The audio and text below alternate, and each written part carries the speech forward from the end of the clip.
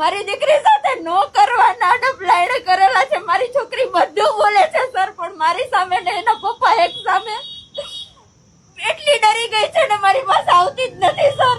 આવા વિધર્મી સામે શું કાર્યવાહી કરવી જોઈએ? આવા વિધર્મી છે, વર્દીનો દુરુપયોગ કરે છે. પોલીસ બધી એવી નથી, મને હવે ખબર પડી ગઈ, પણ આવા અમુક પોલીસને લીધે આ વર્દીના દુરુપયોગ કરીને હિન્દુ સમાજની કે કોઈ પણ સમાજની બેન દીકરીને આવી રીતે હેરાન ન કરે એના માટે આવા માણસોને વર્દી ન આપો.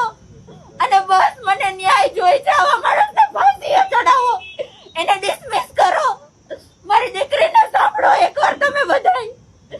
બસ મારે એ જ કહેવાનું છે તમને.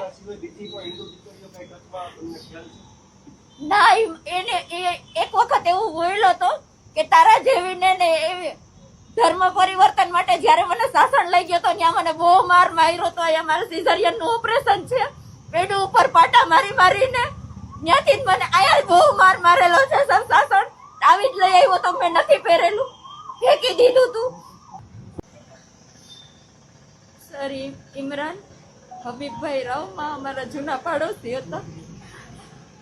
હું એક રાત મારા મમ્મીના ઘરે રોકાવા ગઈ હતી ત્યારે ઘરની બાજુમાં ટેલર છે, લેડીઝ ટેલર, ત્યાં બ્લાઉઝ સીવડાવવા હું બેઠી હતી. આવી ધર્મી ન્યા જ બેઠો હોય છે, એની બેઠક ન્યા જ છે.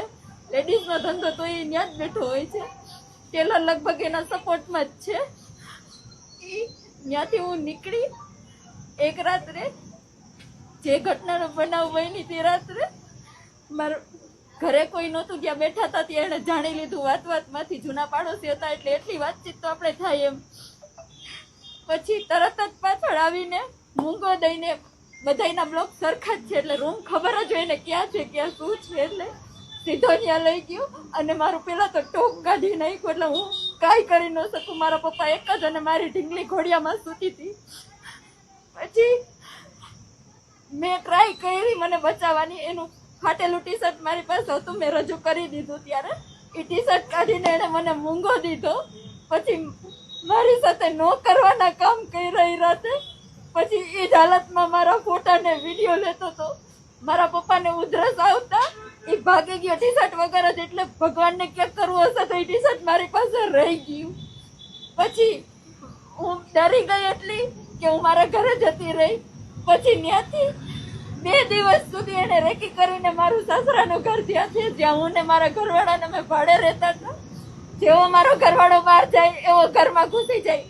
મારી ઢીંગલીની સામે મારી સાથે નો કરવાના કામ કરે, વિડીયો બતાવીને તારા સાસરિયાને બતાડી દઈશ, વાયરલ કરી દઈશ, આમ કરી નાખીશ, એમ કરી નાખીશ. ડેરીએ મારા માણસો રહે છે, છરીએથી મારી નાખીશ. નો હોય એવી ધમકી આપી આપીને અવારનવાર. તોય હું સર એટલી સ્ટ્રોંગ છું ને, હું બીવું નહીં એમ. પણ એ પોલીસ હતો, એક જ ધમકી દે. પોલીસ નું કાંઈ ન બગાડી લે. તારે જ્યાં દોડવું હોય ત્યાં દોડી લે છે, બધા અમારા જ હોય. આ બીકથી હું કોઈ દિવસ પોલીસ ચોકીનું પગથિયું નહોતી ચડી સર. મહિલા સ્ટેશને 2 વખત હું ગેટ પાસેથી પાછી વળી ગઈ સર. બીકને મારે કે કોઈ મને સાંભળશે નહીં. મારા સુધી હતું ત્યાં સુધી મેં બહુ સહન કર્યું સર. વાત મારી દીકરીની આવી, પછી મારી દીકરીને વેચવા સુધીની. મારી દીકરી એના પગ પકડતી મારી માને મૂકી દે, મારી માને મૂકી દે, તું રહેવા દે. મારા ઘરવાળાને મારી દીકરીએ વાત કરી જે તે ટાઈમ. પછી મારા ઘરવાળાએ મને કીધું આ વિશ્વ હિન્દુ પરિષદ વાળાનો હેલ્પલાઇન નંબર માંથી મને નંબર મળી આવ્યા. એ લોકોએ મને હિંમત દીધી કે એવું ન હોય, કાયદો કાયદાનું કામ કરે. ત્યાંથી મને હિંમત મળી. મને એ લોકોએ થેન્ક્સ ટુ બાંગરવા સર, ત્યાં એમણે આ બધી પ્રોસેસનું પણ મારું સપોર્ટ કરીને મને હિંમત આપીને આ વિધર્મીને અત્યારે મને થોડોક ન્યાય મળ્યો છે. તમને બતાડું મારી દીકરીની સામે એ આવી રીતે આવી જતો તો આ વિધર્મી. આ હાલતમાં મારી દીકરી ડરી ગઈ. મારી દીકરી મારી પાસે નથી આવતી, મારાથી બીવે છે.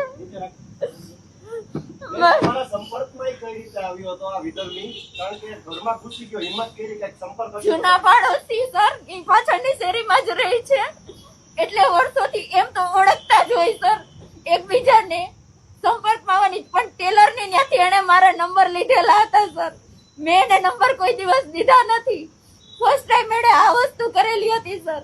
ત્યાંથી સંપર્કમાં આવ્યા કે વિડીયોની બીકે મેં કોઈ દિવસ કોઈને વાત જ ન કરી, પણ મારી વાત મારી દીકરી સુધી આવી પછી મારાથી નો રહેવાડું સર. હવે શું ઈચ્છો છો બેન તમે? મને બસ ન્યાય જોઈએ છે. મને ને મારી દીકરીને ન્યાય અપાવો.